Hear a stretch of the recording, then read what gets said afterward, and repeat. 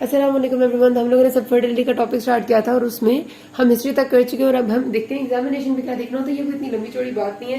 फिर हम अपनी मेन बात पे आ जाएंगे कि how do we investigate and then manage the patient. ठीक है, तो एग्जामिनेशन में फीमेल्स में हमने पेल्विक एग्जामिनेशन करनी होती है, मेल्स में टेस्टिकुलर एग्जामिनेशन।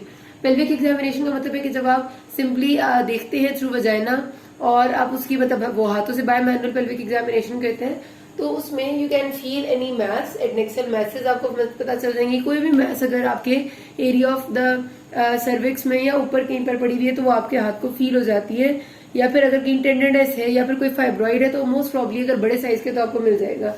उसके अलावा आपने एग्जामिनेशन में कभी भी जो जनरल एग्जामिनेशन है कि ब्लड प्रेशर, शुगर हो गया, पल्स हो गई, ये चीजें करना नहीं भूलना। ठीक है, अच्छा मेल्स में आप टेस्टिकुलर एग्जामिनेशन में तब आपने चेक करना होता है स्क्रोटम को, टेस्टिस को फील करके कोई वेरिकोसील तो नहीं है, कोई सर्जिकल स्कार तो नहीं है, क्या टेस्टिस अपनी जगह पर है भी या नहीं।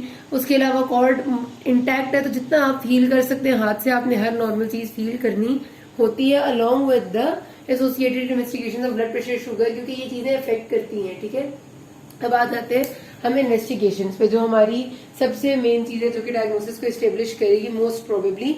तो इन्वेस्टिगेशन में अगर हम स्टार्ट करते हैं सिंपल से, तो ब्लड सीपी का इतना रोल नहीं है, लेकिन बेस लाइन के तौर पे इसलिए करानी होती है क्योंकि हमने अभी जब कॉजेज पढ़े थे तो वी हैव लर्न के बहुत सारी सब फर्टिलिटी सिर्फ जनरल से आपकी मेडिकल कंडीशंस की वजह से हो रही है, जो मैंने आपको बताया था। ठीक है, कुछ ऐसी मेडिकल कंडीशन है, ब्लड शुगर का ज्यादा होना ही सिंपली आप देख लें, अल्कोहल का इंटेक होना, हो सकता है फीमेल आपको ना बता रही हो और वो बहुत अल्कोहल लेती हो, तो आपने ब्लड सीपी और कुछ ये जनरल चीजें जो आपकी ब्लड शुगर रैंडम है, ये सिर्फ इसलिए करानी होती है कि आप जनरल मेडिकल कंडीशंस को रूल आउट कर ले। ठीक है, उससे ज्यादा इसका कोई रोल नहीं है। या फिर आप इसके दूसरी बात ये पता चल सकती है कि कोई इन्फेक्शन तो नहीं, जिस तरह हमने कहा कि जो आपकी क्लेमाइडिया, पीआईडी, इस किस्म के इन्फेक्शन भी कर सकते हैं। तो ब्लड सीपी का इन सब चीजों को एक बहुत मेजर चीजें जो आपकी बहुत कॉमनली प्रॉब्लम कर सकती है वो रूल आउट हो जाती है, इसलिए कराते हैं।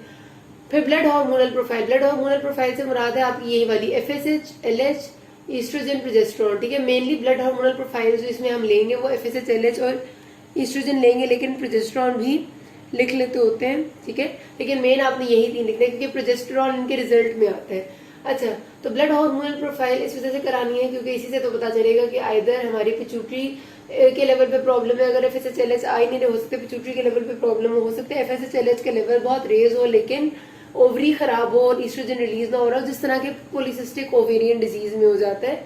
आपको पता है कि एफएसएच उसमें हाई होता है लेकिन ओवरीज खराब होती है, ईस्ट्रोजन ठीक नहीं होता, उसके रिजल्ट में एलएच नहीं होता, ओवुलेशन नहीं होती। तो ये आपको बहुत कुछ बता देंगे। ठीक है, blood hormonal profile. Then anti Mullerian hormone, ये बड़ी एक जरूरी चीज है। इसकी क्या सिग्निफिकेंस है, जो ओवरी में आपको पता है कि बहुत सारे फॉलिकल्स पड़े हुए हमने पढ़े हैं, ओवरी के अंदर जो फॉलिकल्स होते हैं, मैंने आपको बताया था कि उनके अंदर ये फॉलिकल का एक प्राइमरी oocyte होता है, इस फॉलिकल के अंदर जो हमारा एग बनता है बाद में, और इस फॉलिकल की लाइनिंग होती है ग्रेनुलोजा सेल्स से एंड थीका सेल्स से। आपको ऐसे बताया था ना कि इनर लेयर होती है आपकी ग्रेनुलोजा सेल्स की और बाहर लेयर होती है थीका सेल्स की। ये आपका प्राइमोडियल फॉलिकल ओवरी के अंदर पड़ा हुआ है और यही फॉलिकल्स हैं जो कि बाद में एग्स बनेंगे मेच्योर होके और फिर ये फर्टिलाइज करेंगे। ये जो हमारी इस फॉलिकल में ये जो ग्रेनुलोजा सेल्स हैं ये मुस्तकिल एंटी मुलेरियन हार्मोन सिक्रीट करते रहते हैं। ठीक है, थोड़े लेवल पे, बहुत ज्यादा नहीं लेकिन थोड़े लेवल पे। जितने ज्यादा फॉलिकल्स होंगे उतना एंटी मुलेरियन हार्मोन ज्यादा होगा, जितने कम फॉलिकल्स होंगे उतना कम होगा। तो एएमएच का लेवल अगर हम कराते हैं तो इससे हमें थोड़ा सा अंदाजा हो जाता है कि आइदर फॉलिकल्स आर देयर और नॉट, ग्रेनुलोजा सेल की एक्टिविटी चल रही है या नहीं चल रही, क्योंकि ये ग्रेनुलोजा और थीका सेल्स ही हैं जिन्होंने ईस्ट्रोजन और प्रोजेस्टेरोन को रिलीज करना है। तो अगर वो एएमएच सिक्रीट नहीं कर पा रहे तो यकीनन वो ईस्ट्रोजन में रिलीज नहीं कर पाएंगे। तो एएमएच की एक्टिविटी हमें ये बता देती है। ठीक है, तो ये हम करा लेते हैं। फिर आपने मिड ल्यूटियल प्रोजेस्टेरोन, मतलब जाहिर है प्रोजेस्टेरोन आप शुरू में अगर टेस्ट कराएंगे मेंस्ट्रुअल साइकिल के बिल्कुल स्टार्ट में तो डेफिनेटली नहीं आएगा।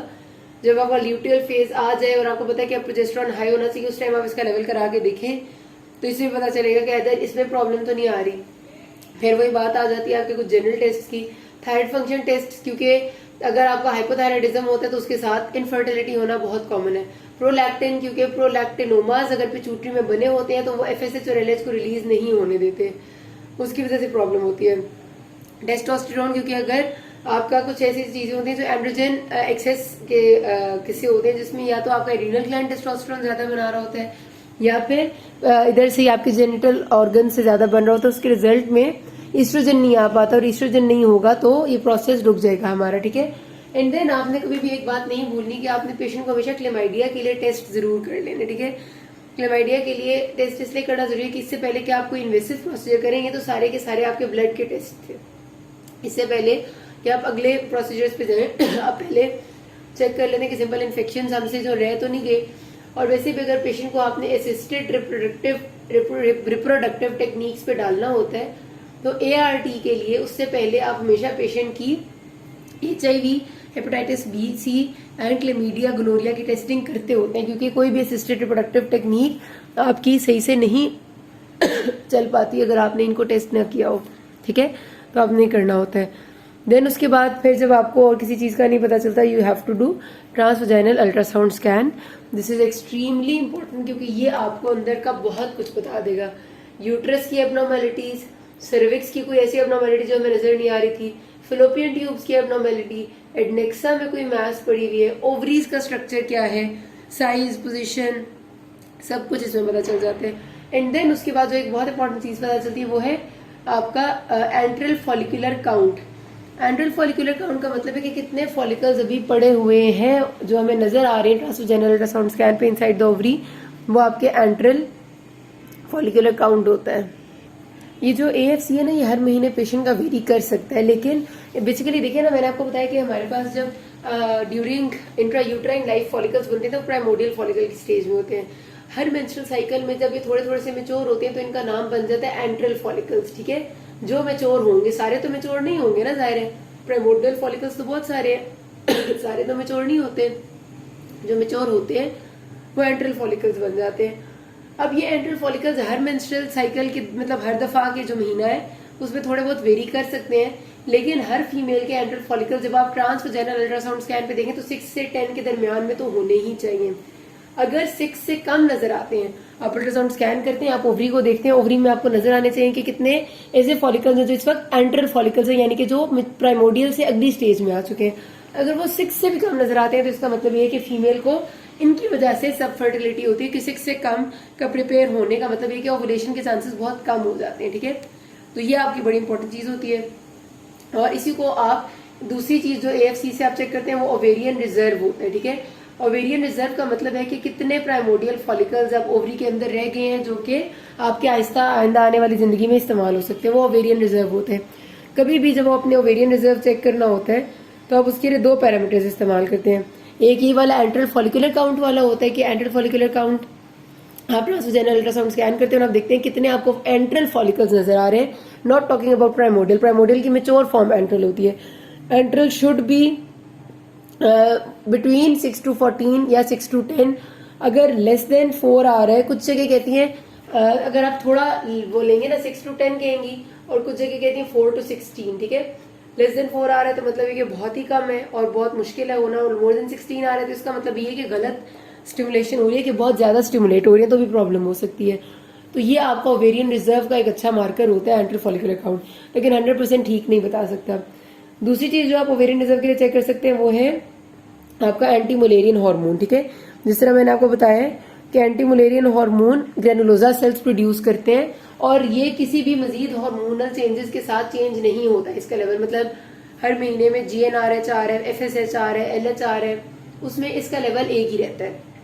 अगर इसका लेवल खराब हुआ है या कम है नॉर्मल से, इसका मतलब है कि ओवेरियन रिजर्व हमारा बहुत कम है।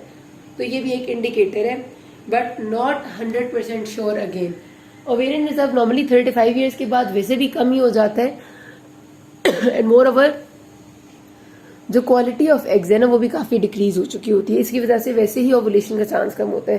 तो आपका अलग से क्वेश्चन आता होता है how will you measure the ovarian reserve, तो आपने ये दोनों बातें बतानी होती है कि एक AMH से और एक AFC से, ठीक है।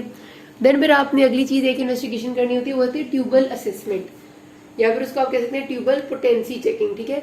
मैंने को शुरू में बताया था पिछली वीडियो में कि ट्यूबल पोटेंसी, ट्यूबल से मुराद है फेलोपियन ट्यूब्स, और ट्यूबल फंक्शन 2 डिफरेंट बातें हैं। ट्यूबल पोटेंसी से मुराद है हमने ये देखना है कि क्या ट्यूब सारा का सारा रास्ता खुला हुआ है, कि रास्ते में रुकावट तो नहीं है, और फंक्शन का मतलब है कि क्या उसके अंदर वाले सिलिया मूव करके लेके जा रहे हैं एग को, क्या उसके फिमरिए एग को कैप्चर कर रहे हैं। जो फंक्शन है ना ट्यूब का टेस्ट करना, यानी कि क्या उसके सिलिया ठीक है और क्या उसके फिमरिए कैप्चर करें, इसके लिए भी कोई बहुत अच्छा टेस्ट नहीं आया। लेकिन पोटेंसी को चेक करने के लिए कि क्या ट्यूब सारी ठीक है, यानी हम 2 तरीके इस्तेमाल कर सकते हैं। या तो हम डाई इंजेक्ट करके और एक्सरे कर सकते हैं, जिसको हम कहते हैं हिस्टेरोसेल्पिंजोग्राफी, ठीक है, HSG। डाई इंजेक्ट करते हैं, वो डाई सारे रास्ते को रोशन कर देती है, और उसके बाद आप उसका एक्सरे ले लेते हैं, तो उसको उसमें कहीं नैरो होगा तो नजर आ जाएगा। और दूसरा तरीका होता है कि आप उसका अल्ट्रासाउंड कर दें आफ्टर इंजेक्टिंग डाई, ठीक है।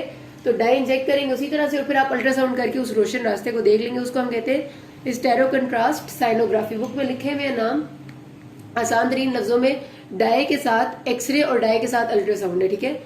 हिस्टेरोसेल्पिंजोग्राफी एंड हिस्टेरो कंट्रास्ट साइनोग्राफी ये आप कर लेते हैं। अब इनकी 3D फॉर्म्स भी आ गई हैं, तो वो ज्यादा बेहतर है। और अगर आपको इससे भी समझ नहीं आ रहा तो you have to do hysteroscopy या लैप्रोस्कोपी। हिस्टेरोस्कोपी में आप एंडोस्कोप थ्रू वजाइना पास करते हैं, यूट्रस तक लेके जाते हैं और वहां से सब कुछ विजुलाइज करते हैं। लैप्रोस्कोपी में आप ऊपर से स्किन इंसिजन देते हैं और लैप्रोस्कोप अंदर लेके जाते हैं और फिर देखते हैं। तो ये बहुत इन्वेसिव होते हैं, इसलिए सोच समझ के करने होते हैं। फिर आ जाते तो जब भी आपके पास एक पेशेंट आता है सब फर्टिलिटी के साथ, आप हिस्ट्री एग्जामिनेशन आपने की है उसकी, और आपको कोई खास डायग्नोसिस तक आप नहीं पहुंचे, मतलब उससे आपको कुछ भी समझ में नहीं आया, कोई आपको फीमेल में मसला नहीं लग रहा, तो आपने हमेशा मेल्स का सबसे पहले जो सीमन फ्लूइड एनालिसिस है SFA जिसको कहते हैं, वो लाजमी कराना। दिस इज सो इम्पोर्टेंट कि आपको इसका क्योंकि सिंपली कोई भी प्रॉब्लम नहीं होता, सिंपली मेल्स को एजोस्पर्मिया होता है, स्पर्म काउंट कम होता है और फर्टिलाइजेशन नहीं हो पाती। तो ये बहुत इंपॉर्टेंट है। इसका छोटा टेबल बना हुआ है, 10 टीचर्स में भी बना हुआ है, अर्शद चौहान ने भी बना हुआ है कि व्हाट इज SFA, और आपको गूगल पे भी हर जगह मिल जाएगा कि सीरम फ्लूइड एनालिसिस की नॉर्मल वैल्यूज क्या होती है। वो आपने रट्टा मारनी है क्योंकि वो आपसे सब पूछते हैं, SEQ में, MCQs में, वाइवा ऑस्पी में, ठीक है। नॉर्मल सीरम वॉल्यूम कितना होना चाहिए, लोअर रेफरेंस लिमिट उसकी 1.5 ml है। नॉर्मल स्पर्म काउंट कितना होना चाहिए, लोअर रेफरेंस लिमिट उसकी है कि एक इजेकुलेशन में कम से कम 39 मिलियन स्पर्म्स होने चाहिए। मिलियन का लफ्ज याद रखना है, बच्चे इतना भूल जाते हैं और इतना बड़ा ब्लंडर होता है। 39 to 40 मिलियन रेंज है, मैं लोएस्ट वैल्यू बता रही हूँ, ठीक है। उसके अलावा फिर नॉर्मल बेसिस स्पर्म कंसेंट्रेशन पर ml कितनी होती है, 15 होती है लोएस्ट कंसेंट्रेशन उसकी। मोटिलिटी स्पर्म्स की कितनी होती है, इट इज 32% मोटाइल होने चाहिए कम से कम जितने स्पर्म्स हैं उनमें से, ठीक है। देन उसकी नॉर्मल मॉर्फोलॉजिकल फॉर्म्स कम से कम 4% होनी चाहिए। इसके साथ साथ जो स्पर्म्स है लाइव स्पर्म वो कितने होने चाहिए, कम से कम 58% होने चाहिए उनमें से। And pH of the semen fluid should be more than 7.2। तो ये आप सारी बातें नहीं याद रखेंगे तो आपका कोई क्वेश्चन नहीं होगा, सिंपली रट्टे का क्वेश्चन है, ठीक है।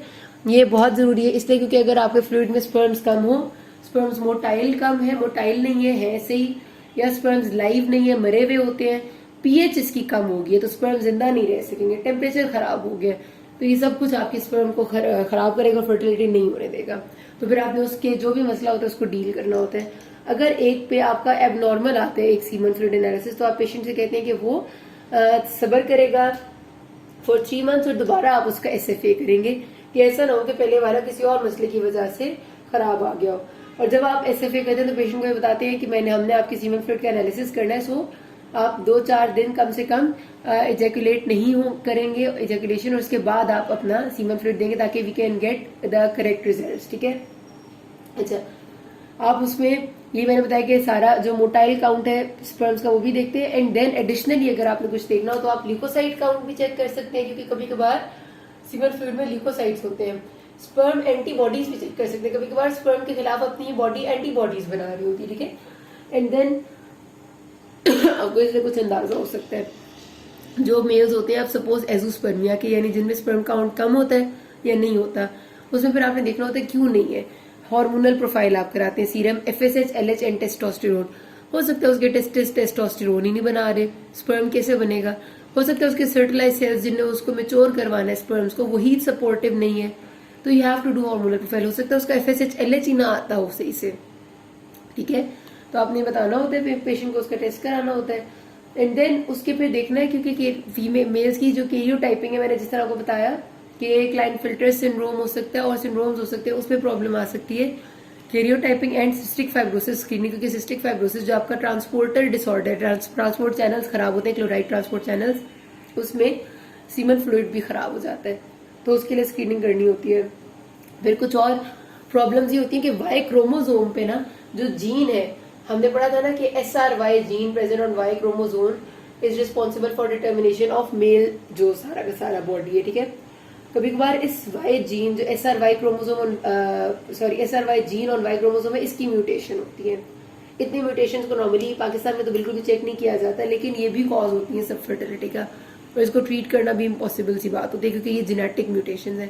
तो यहाँ पर ये बात खत्म करते हैं। मैंने से अगले में करें किसी कोई मसला, थैंक यू।